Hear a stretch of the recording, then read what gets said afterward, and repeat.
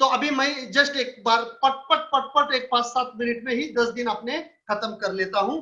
सबसे पहले जब भी आप आए थे तो आपके दिमाग में यही चल रहा था कि यार 10 दिन का ट्रेनिंग है, मैं इतना टाइम दे पाऊंगा क्या, कैसे होगा, जूम में पहली बार अप्लाई कर रहा हूँ, मोबाइल में कोई ट्रेनिंग होता है क्या। और जो मेरे मेंटर बोले कि अगर तू 5-5 घंटे ऑनलाइन लोगों को अगर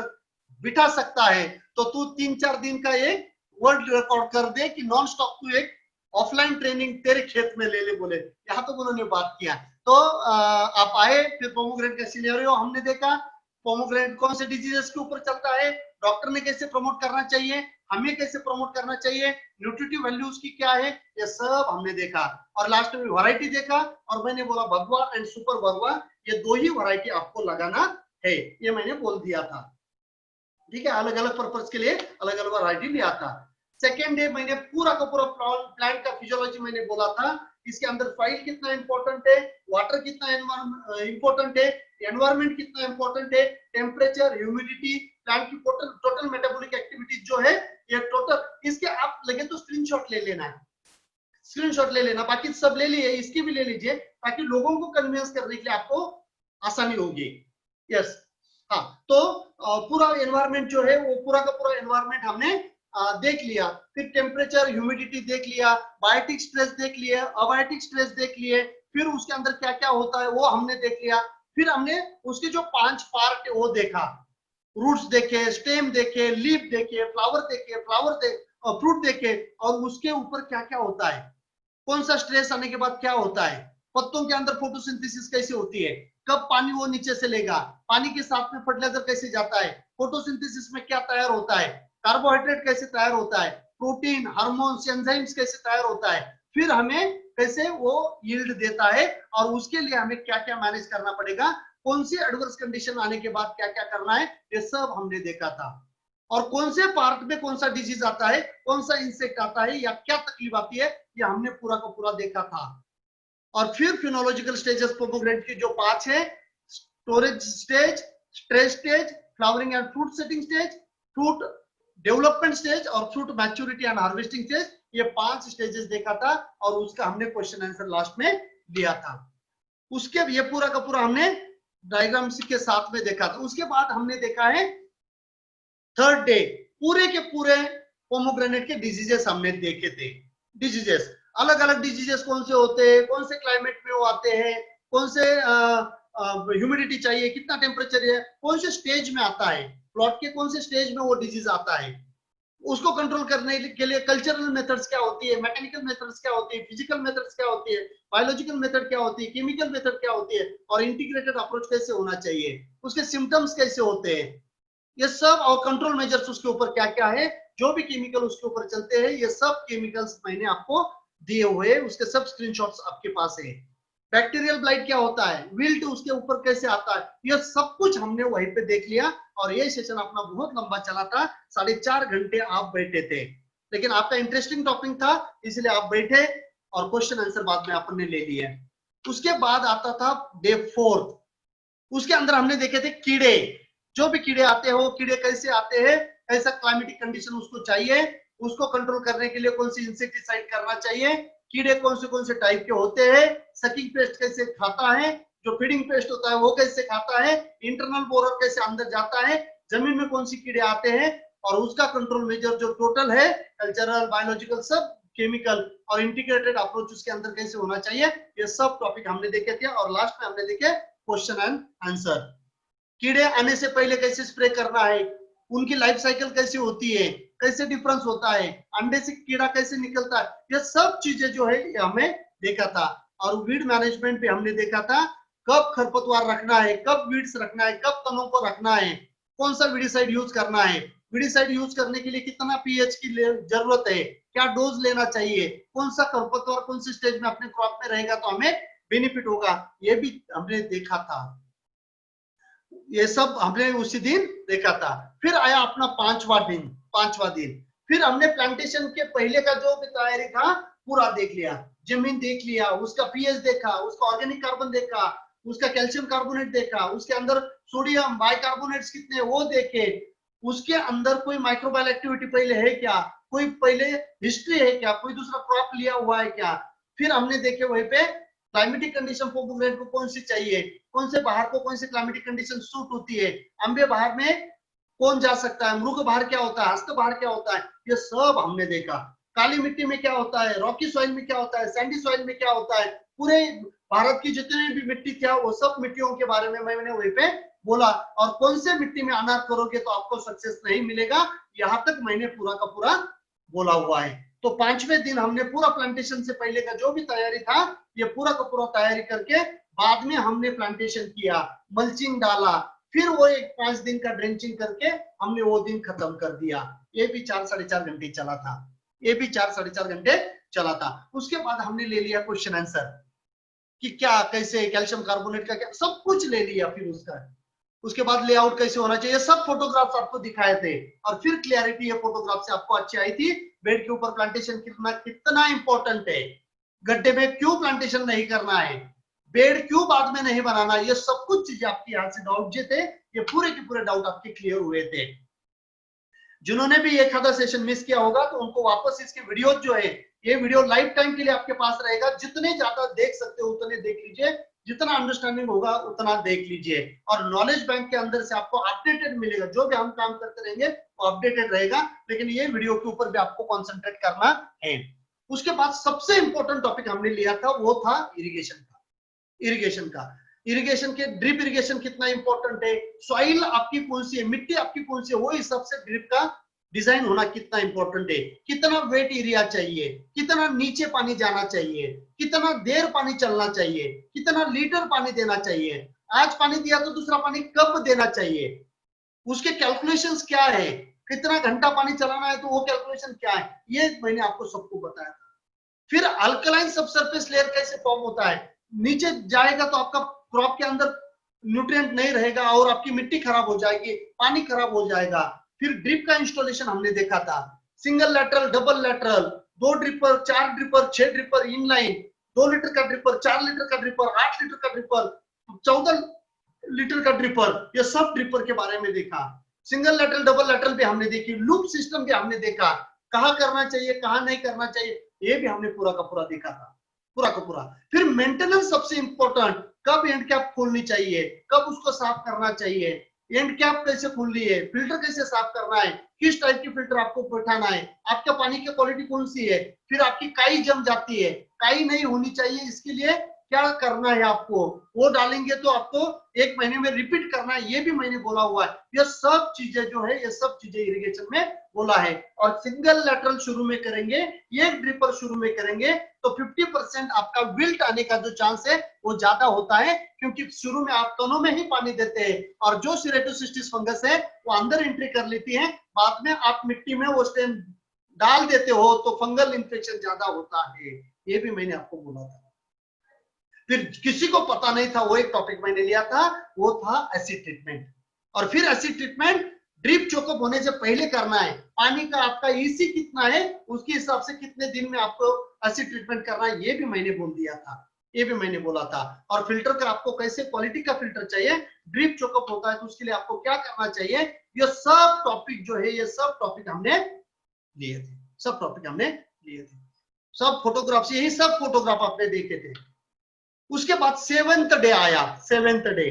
फिर हमने प्लांटेशन करने के बाद कैनोपी मैनेजमेंट कैसे होना चाहिए, टॉपिंग कैसे करना चाहिए, कहां से टॉपिंग करना चाहिए, प्लांटेशन के बाद कितने दिन में टॉपिंग होना जरूरी है, वाटर शूट क्या होते हैं, वाटर शूट को क्यों पोमोग्रेनेट का कैंसर कहा जाता है, बैक्टीरियल ब्लाइट वाटर शूट के ऊपर क्यों ज्यादा आता है, वाटर शूट क्यों कैसे निकलना है, अगर वाटर शूट अच्छी तरीके से निकालेंगे तो स्टेम के अंदर आपको एक पीस वाटर शूट जिंदगी भर नहीं आएगा, अगर यहीं पे गलती करोगे तो जिंदगी भर ये नीचे के वाटर शूट निकालने का काम आपको करना पड़ेगा। ये पूरा का पूरा टॉपिक हमने देखा था।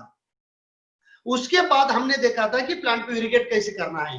कहाँ पानी जाना चाहिए, स्टेम तक पानी कैसे आना नहीं चाहिए, फिर हर 6 महीने प्लांट का जो बेड है वो बेड आपको कैसे बढ़ाना है वो भी हमने देखा था। ये सब पिक्चर्स के साथ में मैंने आपको पूरा का पूरा दिखाया था। फिर आया था 8वां दिन, और ये दिन आपके लिए बहुत ही चैलेंजिंग था, बहुत ही चैलेंजिंग था, क्योंकि आज तक आपको न्यूट्रिशन मैनेजमेंट किसी ने सिखाया नहीं था, और ये रिस्पॉन्सिबिलिटी मैंने लिया था, और मैंने आपको रिक्वेस्ट किया था कि आज के दिन मुझे आपका ज्यादा टाइम चाहिए, और 5.5 घंटे का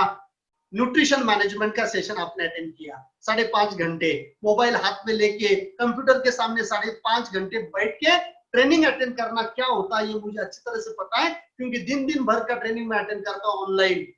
मैं सीखता हूं, जिनके अंदर सीखने की तमन्ना होती है वही 5-5, 6-6 घंटे बैठ सकते हैं। तो प्लांट न्यूट्रिशन कंसेप्ट क्या, ये मैंने आपको बताया था। बेसिक क्या है न्यूट्रिशन का, ये मैंने आपको बताया था। हर एक न्यूट्रिएंट का रोल क्या होता है प्लांट के अंदर, उसके फंक्शंस क्या होते हैं, कौन से पीएच में अवेलेबल होता है, कौन से सॉइल से अवेलेबल होता है, फर्टिलाइजर कंपेटेबिलिटी क्या होती है, कौन सा फर्टिलाइजर किसके साथ चलेगा, कौन सा फर्टिलाइजर किसके साथ नहीं चलेगा, कौन सा न्यूट्रिएंट ज्यादा होने के बाद कौन सा उपलब्ध नहीं होता, और कौन सा कम होने के बाद कौन सा अवेलेबल नहीं होता, ये भी हमने देखा था। न्यूट्रिएंट जब आपको देना है तो पीएच कितना इंपॉर्टेंट है। फर्टिगेशन में पीएच एंड ईसी अगर मालूम नहीं तो फर्टिलाइजर कितने वेस्ट होते हैं। इरिगेशन कितना इंपॉर्टेंट है फर्टिगेशन के लिए। सॉइल का आपका वाटर होल्डिंग कैपेसिटी कितना है, ये सब हमने देखा था। और बाद में देखा था हमने चिलेट्स। अच्छा चिलेट्स कैसे करना है, आप लोगों ने बहुत सहकार्य किया मुझे कि आप घर पे ग्लास लेके बैठे थे और आपने वहां से मुझे दिखा दिया, और आपका कंसेप्ट क्लियर हुआ, बाकी सब लोगों का कंसेप्ट क्लियर हुआ कि यस चिलेट्स। तो आपको अभी कोई पागल नहीं बना सकता। अगर अच्छा चिलेट नहीं तो उसको आप यूज नहीं कर सकते, और घर से घर आप उसको चेक कर सकते हो। फिर फर्टिलाइजर सॉइल हेल्थ के ऊपर हमने बात किया, फिर अलग अलग टाइप की स्लरीज देखी, ईएम देखा, आईएससी स्लरी देखी, देन अलग अलग जो भी ऑर्गेनिक कल्चर, इतना बड़ा टॉपिक हमने ले लिया कि ऑर्गेनिक कल्चर कैसे बनाना है, साल में एक बार ऑर्गेनिक कल्चर कैसे देना है, सॉइल का न्यूट्रिएंट अवेलेबिलिटी कैसे बढ़ाना है, सॉइल अपनी ज्यादा फर्टाइल कैसे बनाना है, ये सब किए। और बाद में हमने देखा था न्यूट्रिएंट डिफिशियंसी कौन से रीजन है जिससे न्यूट्रिएंट डिफिशियंसी आती है। सिर्फ फर्टिलाइजर डालने से नहीं जाती, न्यूट्रिएंट डिफिशियंसी सिर्फ फर्टिलाइजर डालने से नहीं जाती। तो फर्टिलाइजर न्यूट्रिएंट डिफिशियंसी लाने के लिए जो भी पैरामीटर है वो पूरे के पूरे मैंने आपको दिए थे, ताकि आप जब भी डिफिशियंसी आएंगे एक चेक कर लेंगे, वो चेकलिस्ट आपके पास रहेगी। चंद्रशेखर जी ने बहुत बढ़िया बोला था कि लास्ट डे सिर्फ ये होता है कि चेकलिस्ट करिए, बाहर ट्रीटमेंट में चेकलिस्ट करिए, डिफिशियंसी आ रही है पहले बाकी चेक कर लिए, बाकी बाद में आप फर्टिलाइजर का एप्लीकेशन उसमें कर लीजिए। फिर स्लरी अलग अलग देख लिया, रूट डेवलपमेंट के लिए क्या करना है वो देख लिया, मल्चिंग के बारे में दिया, केचुआ के बारे में आपने बात किया, बायो फर्टिलाइजर्स के बारे में बात किया, और लास्ट में आपने ले लिया क्वेश्चन एंड आंसर। 5.5 घंटे मुझे आपने बहुत ही हेल्प करके ये इतना कॉम्प्लिकेटेड टॉपिक मैंने आपके सामने पेश किया, और आप सब ने बोला कि पहली बार आपके जो भी कमेंट आए इसके लिए थैंक यू सो मच। इतना आप अच्छा लिखते हो, और बोला कि हमें बहुत आया, लेकिन एक ही रिक्वेस्ट है, ये सब आपके खेत में करना पड़ेगा तो ही आपको रिजल्ट मिलेगा, अदरवाइज नहीं। और ह्यूमन हेल्थ का अगर आपको ह्यूमन हेल्थ का ख्याल रखना है तो प्लांट न्यूट्रिशन करना बहुत ही इंपॉर्टेंट है। फिर हमने कल का दिन जो 9th डे है वो देखा, 9th डे देखा, और 9th डे में आप इतने खुश हुए, वापस हम कल 5.5 घंटे पूरा का पूरा शेड्यूल लिया, पूरा का पूरा 5.5 घंटे बाहर मैनेजमेंट। 360 दिन में पोमोग्रेनेट में हर दिन क्या करना है, हर वीक क्या करना है, कैसे केयर करना है, स्टोरेज स्टेज में क्या करना है, स्ट्रेस स्टेज में क्या करना है, flowering and fruit setting stage में क्या करना है, फ्रूट डेवलपमेंट स्टेज में क्या करना है, मैच्योरिटी एंड हार्वेस्टिंग स्टेज में क्या करना है। और ये पूरा का पूरा बाहर मैनेजमेंट का बेसल डोज से लेके डिफोलिएशन से लेके कितना इथ्रेल का डोज लेना है, इथ्रेल से डिफोलिएशन क्यों नहीं होता, क्या क्या प्रिकॉशंस लेनी चाहिए, केन मैच्योरिटी कैसी करनी चाहिए, बारिश के दिनों में भी अगर आपको फूल निकलना है तो उसको स्प्रे कैसे करना है, डिफोलिएशन कैसे करना है, ये सब चीजें हमने देखा था। फ्लावर निकालने के लिए आपको के पास क्या है, कौन से स्प्रे कर सकते हो, प्रूनिंग कैसे करनी है, हनी बी को कैसे अट्रैक्ट करना है, फ्रूट थिनिंग कितनी इंपॉर्टेंट है, कांटा छाटनी कितनी इंपॉर्टेंट है, सनबर्निंग कितनी इंपॉर्टेंट है, हर एक स्टेज में कौन सा डिजीज आता है, वो डिजीज को कैसे मैनेज करना है, कौन से कीड़े आते हैं उनको कब मैनेज करना है, निमेटोड को पहले पानी के साथ ही कैसे मैनेज करना है, फ्रूट क्वालिटी के लिए आपको कॉटन केक की स्लरी मैंने बोली थी। और ये सब हमने पूरा दिन भर 5.5 घंटे का टॉपिक खत्म किया, और फिर आप संतुष्ट हुए थे कि यस अभी हम पीछे नहीं हटेंगे और आपने बहुत अच्छी कमेंट डाली थी। दोस्तों मैं यही बोलता हूं कि हर एक फार्मर ये पूरा का पूरा पैकेज ऑफ प्रैक्टिस जो है ना पोमोग्रेनेट का, गुड एग्रीकल्चर प्रैक्टिसेस का, उसमें अंदर से जाना चाहिए। जो संतुष्टि आपको लगी वही सब फार्मर को मिलनी चाहिए। इसीलिए ये एक्सपेरिमेंट मैं कर रहा हूं डिजिटली सबके सामने आने के लिए। फिर क्वेश्चन आंसर का सेशन हमने ले लिया और ये फोटोग्राफ आपने देख लिया कि कैसे कैसे स्टेजेस उसकी बदल जाती है और फिर नया बढ़िया क्वालिटी का अनार मार्केट में जाके अपने को अच्छे पैसे मिल जाते हैं। और आज के दिन में जो आपने देखा ही है, अभी सेशन चालू करके ऑलरेडी 4 घंटे हो रहे हैं,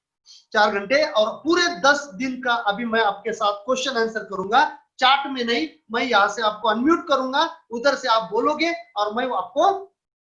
आंसर करूंगा। लेकिन मीनवाइल आपको व्हाट्सएप के ऊपर मैंने फीडबैक फॉर्म भेजा है, मैं क्वेश्चन आंसर करूंगा, तब तक आपको बिल्कुल बढ़िया लिखना है, जो भी आपके दिल में है वो आपको सब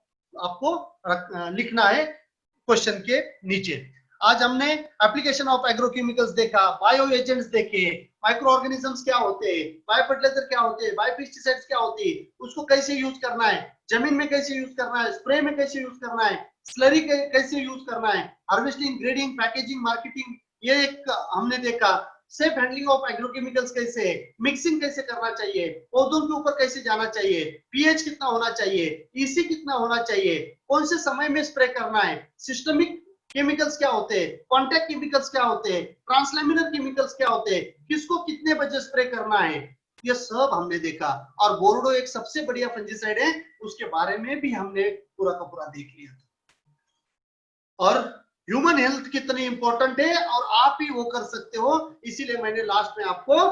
सबकी केयर करने के लिए खुद की केयर कितनी इंपॉर्टेंट है, और मैंने आपको लास्ट में जो एग्जांपल दिया वो गीत के साथ हम नहीं जाना चाहिए और जा रहे हैं, जाना नहीं चाहिए क्या, जा रहे हैं, ऑलरेडी हम बहुत पूरे आगे निकल गए हैं, हमें भी उठना चाहिए। और रुकने के लिए ये तो 10 दिन का जो ट्रेनिंग कोर्स है ये हर एक पोमोग्रेनेट फार्मर ने करना चाहिए। बाबा साहेब गोरे जैसे ऐसे थाउजेंड्स ऑफ कंसल्टेंट सामने आके उन्होंने इस टाइप का कोर्स डिजाइन करके हर एक फार्मर के पास जाके उनको ये कोर्स को रजिस्टर कराना चाहिए और उन्होंने कोर्स करके फार्मर को एजुकेट करना चाहिए। यहां तक मैं आपके साथ बात करता हूं, ये कोई मेरी मक्तेदारी नहीं है, ये पूरा का पूरा नॉलेज जो है आपके पास आएगा और ये पूरे के पूरे वीडियो जो है लाइफ टाइम एक्सेस आपको मिलेगा। और ओनली 6,000 रुपए में नॉलेज बैंक मैं 5 साल के लिए दे रहा हूं। 5 साल मतलब 100 रुपीज पर मंथ होता है, 100 रुपीज अपना इधर उधर किधर भी जाता है, एक बार अगर वो 6,000 रुपए अगर आप डालोगे तो आपको ये पूरा का पूरा ज्ञान मिलेगा। और 4,000 रुपए में 1 एकड़ का, 2 एकड़ का, 10 एकड़ का, 50 एकड़ का भी प्लॉट होगा तो सिर्फ कंसल्टेंसी के लिए 4,000 रुपए लेता हूं, जिसके अंदर प्रिसाइज कंसल्टेंसी देता हूं, क्लाइमेट, सॉइल, वाटर, ये सब पैरामीटर को आइडेंटिफाई करके उसको ध्यान में रख के आपको कंसल्टेंसी मिलेगी।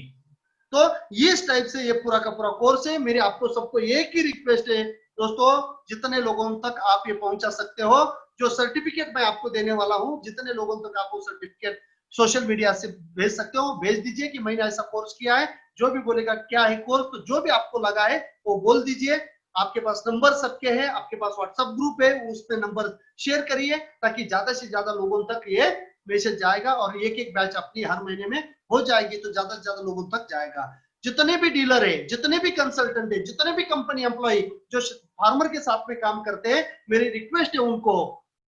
मैं बहुत ज्ञानी नहीं हूं लेकिन एक बार ये ट्रेनिंग में आइए और आपका भी जितना भी है उसमें डाल दीजिए। The best package of practice pomegranate का निकालेंगे और जो बैक्टीरियल ब्लाइट है, विल्ट है या रेट न मिलना, क्वालिटी ना आना, फ्लावर ड्रॉपिंग, ये जो बिग समस्या अपने सामने है इसके ऊपर अपन हल निकालेंगे। जो मेरे पास है मैंने दे दिया, आपका भी ऐड करिए और फार्मर्स के लिए, फार्मिंग कम्युनिटी के लिए अपन काम करेंगे, साथ में आके काम करेंगे। बहुत बड़ा क्षेत्र है, एक आदमी कहां तक ही पहुंच नहीं पाएगा, सब साथ में आएंगे तो बढ़िया काम हम कर सकते हैं। ऐसा ये 10 दिन का कोर्स आपने ज्वाइन किया, आपने पूरा 10 दिन तक मुझे सहयोग दिया, 5-5, 6-6 घंटे के सेशन आपने अटेंड किए, इसके लिए bottom of the my heart आप सबका मैं बहुत ही आभारी हूँ। Thank you, thank you, thank you so much.